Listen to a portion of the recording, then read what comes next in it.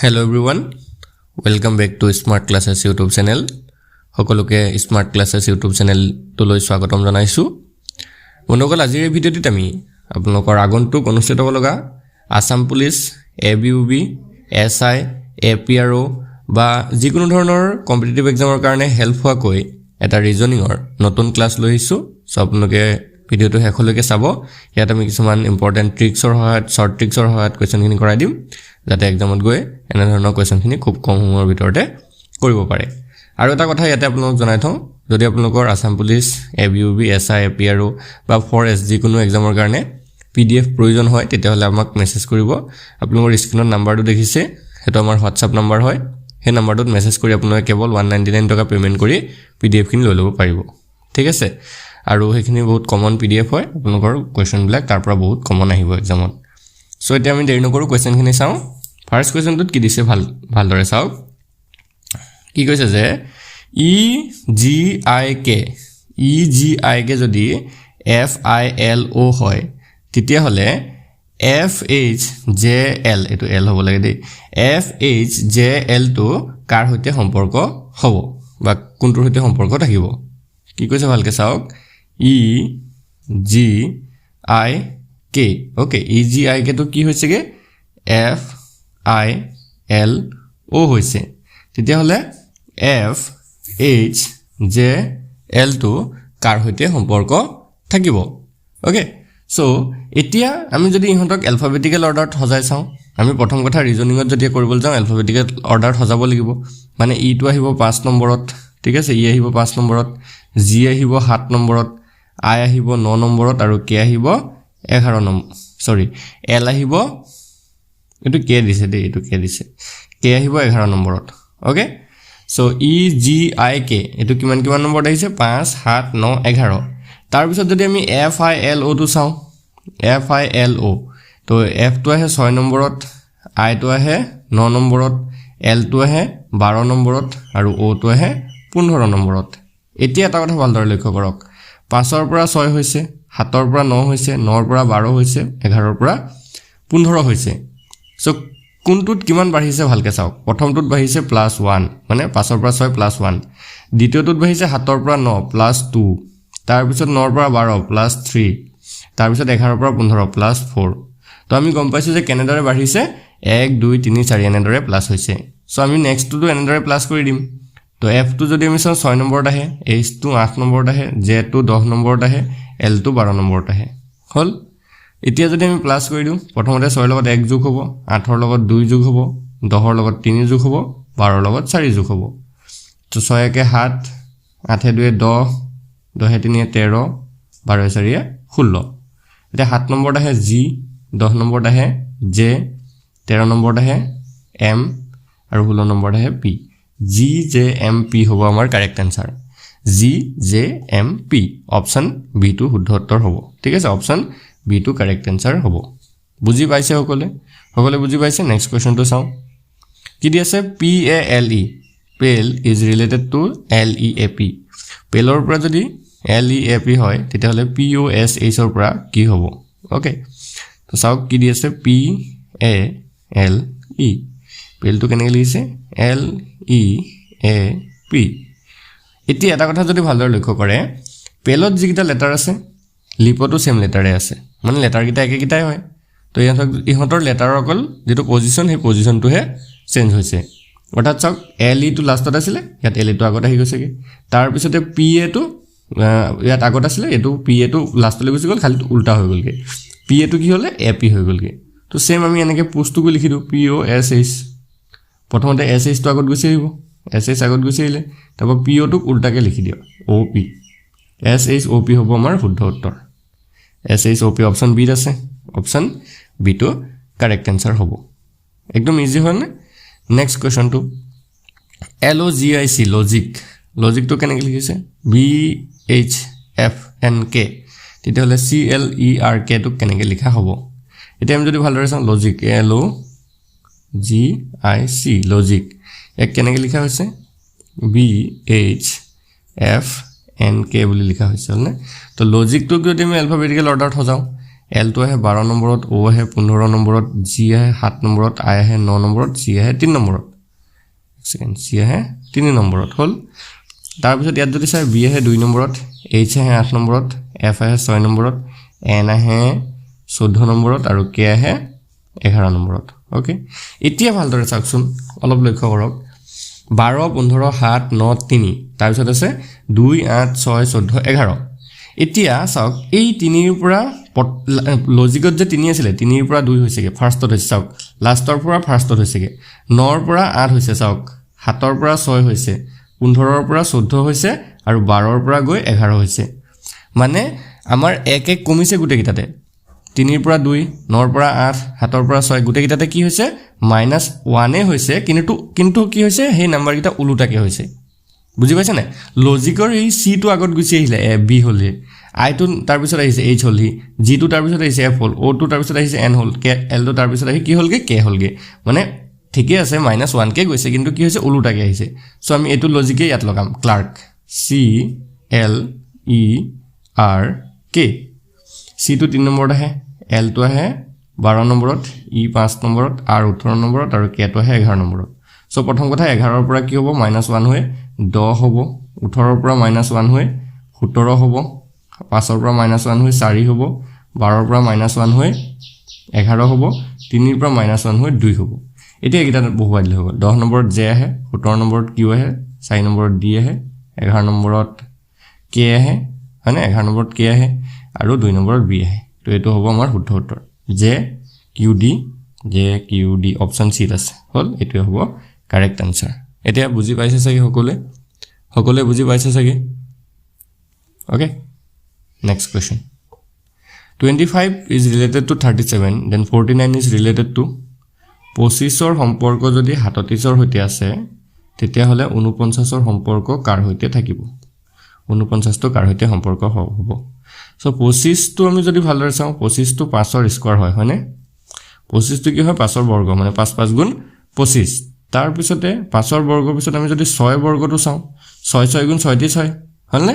6 6 গুণ কিমান হয়? 6 যদি স্কয়াৰ কৰি দিও আমি 36 পাও, আৰু 36 ৰ লগত যদি 1 যোগ কৰি দিও তেতিয়া আমি 37 পাম নে নাপাম? পাম। মানে 5 ৰ বৰ্গ কৰিলো কাৰণে 25 ওলালে, তাৰপিছত 5 ৰ পৰা এক হাত বহাই দিছো, মানে এটা সংখ্যা বহাই দিছো, 6 হল, আৰু 6 বৰ্গ কৰি 1 যোগ কৰি কি পাইছো আমি 37 পাইছো। তো সেম লজিক লগাই চাও, 49 তো কি হয় 7 ৰ স্কয়াৰ হয়, মানে 7 ৰ বৰ্গ হয়, 7 7 গুণ 49। তো 7 ৰ পৰা 1 বহাই দিও 8, 8 ৰ স্কয়াৰ, আৰু 8 ৰ স্কয়াৰ কৰি 1 যোগ কৰি দিম। তো 8 ৰ স্কয়াৰ 8 গুণ 64, 64 একে কিমান হ'ব 65, 65 হয়নে? 65 উত্তৰত আছে নাই চাম আমি। তো আমি দেখিছো আছে অপচন 8, অপচন 8 টোৱে কারেক্ট আনসার হ'ব। তেতিয়া যদি না থাকিলেতেন তেতিয়া আমি বেলেগ লজিক লগালো হেতেন। বুজি পাইছে নহয়? এটা নেক্সট কোয়েশ্চনটো চাওক। 6 ৰ পৰা যদি 18 হয় তেতিয়া 4 ৰ পৰা আমি কি বনাব পাৰিম? 6 ৰ সম্পৰ্ক যদি 18 হৈতে আছে, 4 ৰ সম্পৰ্ক কাৰ হৈতে থাকিব? ওকে, এতিয়া আমি সিম্পল যদি চাও 6 3 গুণ 18 হৈ যায়গে, 6 3 গুণ 18, তো 4 3 গুণ কৰি দিলে 12 ওলাব লাগে, 12 ওলাব লাগে নাই? কিন্তু অপচন গিটাৰ ভিতৰ 12 তো নাই কতো, সো এটো লজিক আমি লগাব নোৱাৰো। এতিয়া কেনেকে লগাম চাওক, 6 ৰ পৰা আমি কি হৈছে 18 হৈছে, হয়নে? 6 পূৰণ 6/2 যদি আমি কৰো, মানে 6 ৰ লগত 6 ৰ আধা পূৰণ কৰি দিম। ওকে, তো এটো যদি 2 এ 6 কাটি দিয়ে 3 বাৰ যাব, 3 6 গুণ হ'ব 18, আমি 18 পাইছো। মানে 6 ৰ লগত কি পূৰণ কৰিছো? তাৰ আধাটো, নিজৰ আধাটো পূৰণ কৰিছো। তে 4 ৰ লগতো সেটো পূৰণ কৰি চাম, 4 পূৰণ 4/2, 4/2, ঠিক আছে, মানে 2 ভাগৰ 4। তো 2 এ যদি 4 কাটি দিও 2 2 গুণ 4 যাব, আৰু 2 4 গুণ কিমান হ'ব? 2 পূৰণ 4, 2 পূৰণ 4 হলে 8 হ'ব। তো এই কোয়েশ্চন মাৰ্কটোৰ ঠাইত কিমান আহিব? 8 আহিব। Okay, option D is the right answer. Option D টো হ'ব শুদ্ধ উত্তৰ। বুজি পাইছে ন? এতিয়া কি কৰিছো আমি? 6 ৰ লগত তাৰ আধা পূৰণ কৰিছো, মানে 3 পূৰণ কৰিছো, তে 6 3 18, আৰু 4 ৰ লগতো তাৰ আধা মানে 2 পূৰণ কৰিছো, তেতিয়া কিমান হৈ যাবগে? 4 2 গুণ 8 হ'ব। পিছৰ প্ৰশ্নটো দিছে 42 is related to 56, then 110 is related to 42 ৰ সম্পৰ্ক যদি 56 ৰ হৈতে আছে তেতিয়া হলে 110 ৰ সম্পৰ্ক কাৰ হৈতে থাকিব? এতিয়া আমি যদি ভালদৰে চাও 42 56 110, 42 টোক যদি ভাগ কৰি দিও আমি 6 পূৰণ 7 হ'ব, হ'বনে? 56 ক যদি আমি ভাগ কৰি দিও 7 পূৰণ 8 হ'ব, হ'বনে? ভালকে চাওক, 42 সমান কি 6 পূৰণ 7, 6 7 গুণ 42, 56 সমান কিমান 7 পূৰণ 8, 8 7 গুণ 56, আৰু 110 টোক যদি চাও 10 পূৰণ 11।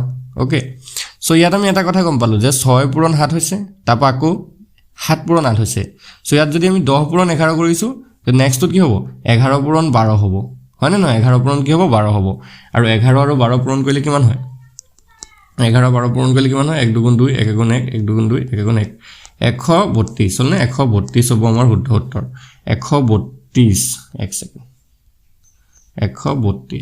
132 আছে না অপচন বি আছে অপচন বি টো শুদ্ধ উত্তৰ হৈ যাব বুজি পাইছে নহয় এতিয়া কেনেকৈ কৰিব লাগিব নেক্সট কোৱেশ্চন টু যাম নেক্সট কোৱেশ্চন টুত কি কৈছে যে if p means into q means minus r means plus s means divide then find the value of 6p 25q 15r 45s 5 যদি p ৰ অৰ্থটো পূৰণ p এ কি বুজাইছে পূৰণ বুজাইছে q ৰ অৰ্থটো কি বুজাইছে মাইনাস মানে বিয়োগ r ৰ অৰ্থ যোগ আৰু s ৰ অৰ্থ হৰণ হয় তেন্তে ইয়াৰ মানটো উলিয়াব দিছে 6p 25q 15r 45s 5 ইয়াৰ মানটো কি হ'ব উলিয়াব দিছে এনে ধৰণৰ পৰীক্ষাত প্ৰশ্ন আহে ৰিজনিংৰ এইবিলাক কোৱেশ্চন বহুত ইম্পৰ্টেন্ট হয় সো আমি যদি সমীকৰণটো চাও কি দি আছে 6p 25q 15r 45s 5 হল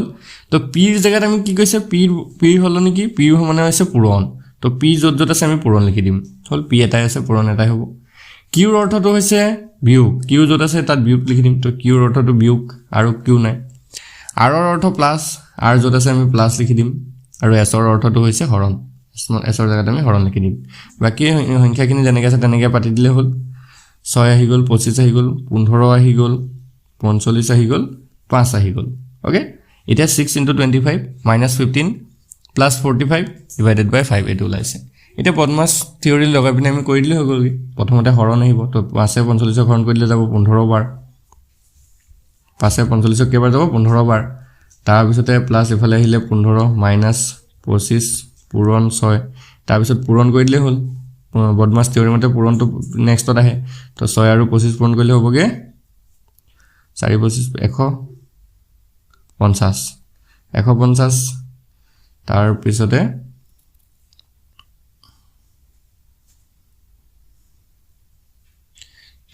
চাওক এক সেকেন্ড 5 এ 45 15 বাৰ না যায় তো 5 9 গুণ 45 9 বাৰ যাব তো দেই 15 নহয় 9 হ'ব তো অলপ কেলমিন এটা হৈছিলে 5 15 45 নহয় না 5 9 গুণে 45 সো 9 হ'ব তো এতিয়া 150 ৰ লগত 9 যোগ কৰি 15 বিয়োগ কৰিলে হৈ গ'ল তো 150 ৰ লগত 9 যোগ কৰিলে হৈ যাবগে 159 minus 15 159 পৰা 15 গল 115 গুছি গলে 144 হ'ব आंसर 144 কোনটো অপচন আছে 144 অপচন এ আছে অপচন এ টু কারেক্ট आंसर হৈ যাব পিছৰ প্ৰশ্নটো চাওক একে ধৰণৰ কোৱেশ্চনে হয় কৰি চাব পাৰে আপোনালোকে ভিডিওটো পোষ্ট কৰি if in x stands for add y stands for subtract z stands for divide and p stands for multiply then what is the value of 8p5y 9x4 যদি x এ যোগ বুজাইছে y এ বিয়োগ বুজাইছে আৰু z এ হৰণ বুজায় আৰু p এ পূৰণ বুজায় বুলি কৈছে তেন্তে 8py 9x4 ইয়াৰ মানটো কিমান হ'ব কি কৈছে 8p5 এটো ব্ৰেকেটৰ ভিতৰত আছে y 9x4 ইয়াৰ মানটো দিছে হয়নে ইয়াৰ মানটো সুধিছে সো p ৰ জায়গাত p এ কি বুজায় বুলি কৈছে p এ কত গল p এ পূৰণ বুজায় মানে p এ হ'ব পূৰণ 8 into 5 ওকে y কি বুজায় y বিয়োগ বুজায় ওকে y বিয়োগ বুজাইছে x এ কি বুজাইছে x এ যোগ বুজায় সো এটো যোগ হ'ব তো প্ৰথমতে ব্ৰেকেটৰ ভিতৰ পূৰণটো হ'ব 8 5 গুণ 40 তাৰ পিছত 40 যোগ 4 বিয়োগ 9 40 ৰ লগত 44 হ'ব 44 ৰ পৰা 9 গুছি গলে কিমান হ'ব 44 ৰ পৰা যদি 9 গুছি যায় 35 হ'ব আমাৰ आंसर 35 শুদ্ধ উত্তৰ অপচন ডি টো কাৰেক্ট आंसर হৈ যাব সো আজি আমি এখিনি কোৱেশ্চনে চালো কোৱেশ্চনখিনি কেনেকুৱা পালে আপোনালোকে জনাব ভিডিওৰ শেষত কমেন্টত আৰু যদি আপোনালোকৰ কোৱেশ্চনখিনি ভাল লাগি থাকে ভিডিওটো ভাল লাগি থাকে এটা লাইক কৰি যাব আৰু আমাৰ চেনেলটো সাবস্ক্ৰাইব কৰি দিব যদি আপোনালোকৰ আসাম পুলিচৰ পিডিএফ খিনি লাগে তেতিয়াহলে আমাক এই নম্বৰটোত মেছেজ কৰিব পাৰে 8133840965 এটো আমাৰ WhatsApp নম্বৰ হয় ইয়াত মেছেজ কৰি কেৱল 199 টকা পেমেন্ট কৰি আপোনালোকে পিডিএফ বোৰ কালেক্ট কৰিব পাৰিব ধন্যবাদ